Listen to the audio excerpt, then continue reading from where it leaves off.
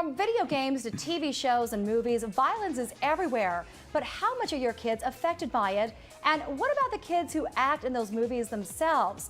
Well, we recently sat down with a few young stars to see how they handle it.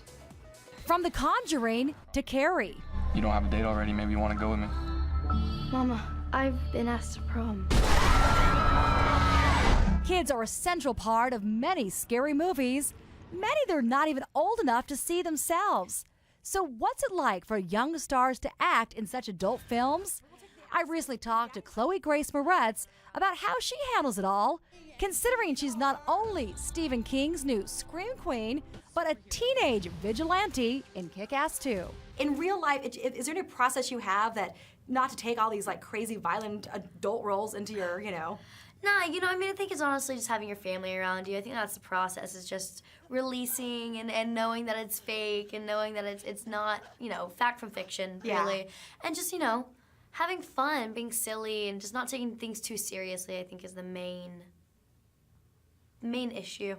Chloe's co-star Christopher Mintz-Plasse agrees it's easy to leave these dark roles at work. I mean, we're actors. We understand that that's like, you kind of leave it there. That'd be terrible if that's what life was like. If you brought violence home with you, that'd be dark.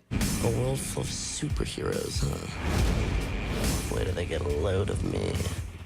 I'm gonna make it. All right, so how do you talk to your kids about violence, and what's the right approach when it comes to monitoring what your kids watch? Here are some helpful hints as licensed social worker Aishia Grevenberg. Aishia, how are you? I'm doing well. Thank you for having me. And we were talking about that. You said, did you see the movie? I'm like, yes, it's very violent. So it's interesting when you see kids who can't even see their own films act in them, but a lot of kids are exposed to, TV shows and video games that are beyond violent. What is your best advice for parents? Very best thing that parents can do is monitor their children's mental diet. Now, what I mean by that is what they watch on TV, what they're saying on Twitter, what they're doing on their Facebook, and the music that they listen to.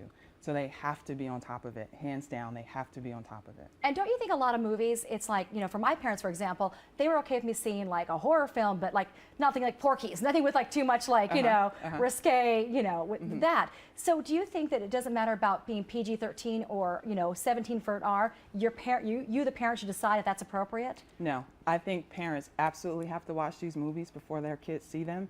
And PG-13 now really means like PG-17, 18. These films are violent. The language in them is inappropriate, so parents have to watch first. They have to. And what do you think the effect that, seeing all this violence or sex, in mainstream TV or in films, what kind of effect do you think that desensitizes the kids? Absolutely. They don't really appreciate the consequence of violence. They don't see how it plays out. They don't see the real injury. They don't see the real consequence at all. So it really does make them very desensitized to violence and, most importantly, to the victims. Could it ever be used as a tool, like say you go to a movie with your child and you see something or a topic comes up that you've been afraid to approach, would that be a good dialogue starter? It would, as long as it's not too much, because kids get very scared when they see things like this. They're really overwhelmed by these images. So when you talk to them, when you have that opportunity, definitely engage them. More importantly, what do they think about it? How does it play in their mind what they've seen? That's the most important thing. And probably also monitor too, because I know that I saw some of my first R-rated films at slumber parties at other people's houses whose parents were more lenient.